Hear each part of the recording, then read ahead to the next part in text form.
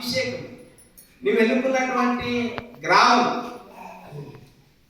దేవుడు నీకు ఇచ్చినటువంటి కుటుంబాల విషయంలో నీ ప్రార్థన ఆశీర్వాదాలు ఆగకూడదు. నిన్ను కాపాడువాడు కునుకడు నిద్రపోడని మీరు వచనం చెప్తారు ప్రజలకు.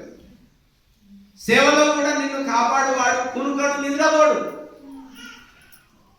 వెరవకుండా దేవుని పనిలో ముందుకు వెళ్ళడానికి ప్రభువు యుగ సమాప్తి వరకు సదాకాలం నేను మీకు తోడుగా ఉన్నాను. కొన్నిసార్లు పరిస్థితులు అనానుకూలంగా ఉండవచ్చు, అయినప్పటికీ కూడా ప్రభు మనతో ఉన్నాడు. అని ఇక్కడ ఏంటంటే అతడు నాకు ఇష్టమైతే, ఇక్కడ నేను వచ్చే వరకు అతడు ఉండుట నాకు ఇష్టమైతే, నీవు నీ ప్రాంతంలో ఎన్ని సిచ్యువేషన్స్ ఉన్నా నీకు బలము, ప్రొటెక్షన్, సంరక్షణ ప్రభువే సమకూరుస్తాడు. పాస్టర్ గారు ఒకవేళ భయపడడం కావచ్చు, లేకపోతే బెదిరింపు కావచ్చు, లేకపోతే నెట్టివేయబడవచ్చు, కానీ అని ఆగకూడదు.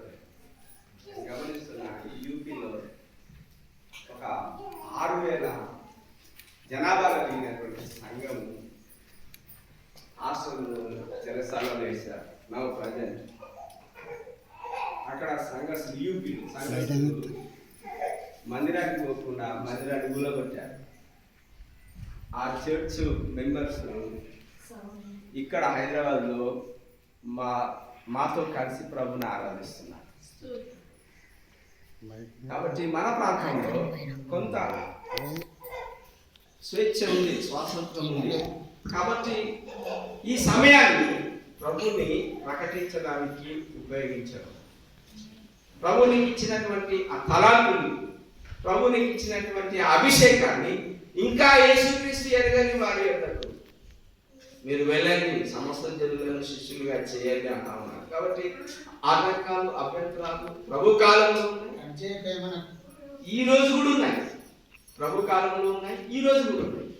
అయితే యేసు ప్రభు వారు కూడా ఉన్నారు. చప్పట్లు వచ్చి దేవుడు పరిస్థితులు ఏమైనా ఆయన ప్రేమను, ఆశీర్వాదాలు నా ప్రాంతాన్ని తీసుకుని వెళ్ళడానికి ఒక సాధనం. నువ్వు దేవుని స్థానంలో యేసుక్రీస్తు నిన్ను సహోదరుడు అన్నాడు. సో ఆయన విడిచి వెళ్ళిన పని ప్రతి సమయంలో, ప్రతి తరంలో జరుగుతుంది. ఇంకా రోమిలకు రాసిన పత్రిక 8వ అధ్యాయం 29లో అక్కడ నీకు ఇవ్వబడినటువంటి గొప్ప ఆధిక్యత ఏంటంటే చదవండి. ఎందుకనగా తన కుమారుడు అనేక సహోదరులలో జ్యేష్ఠుడన్నట్లు దేవుడు ఎవరిని ముందుగా ఎరిగెనో వారు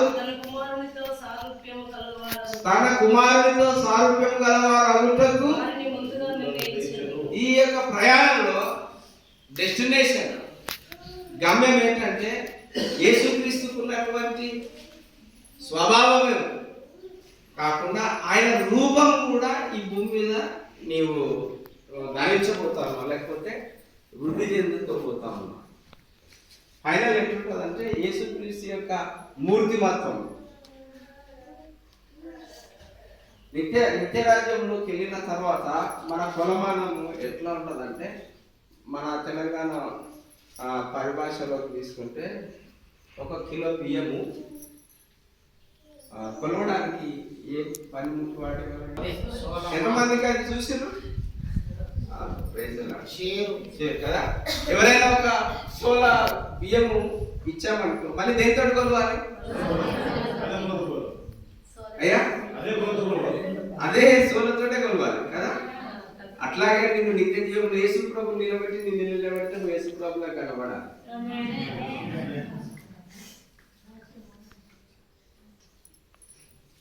ఆ స్థానాన్ని దేవుడు ఆయన జ్యేష్ఠుడు, ఆయన అన్న, ఆయన తర్వాత ఏమైనా ఆయన లాగా నువ్వు తమ్ముడు ఉండాలి. అది భూమి మీదనే జరగాలి, మనం బోధించడం కాదు. ఒక రామకృష్ణ పరమహంస గారి దగ్గరికి భక్తురాలు వచ్చిందంట. ఏమడిగిందంటే, మా బాబుకి బెల్లం తింటున్నాడు. ఏమన్నాడు?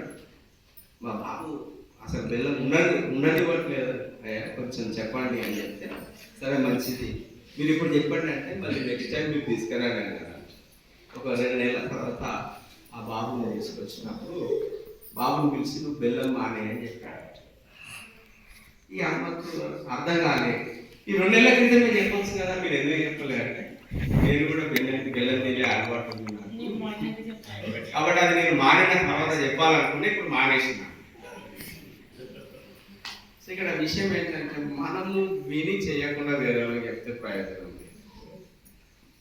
నువ్వు ఎంత బోధ చేస్తావో ఫస్ట్ నీవు అప్లై చేస్తావు.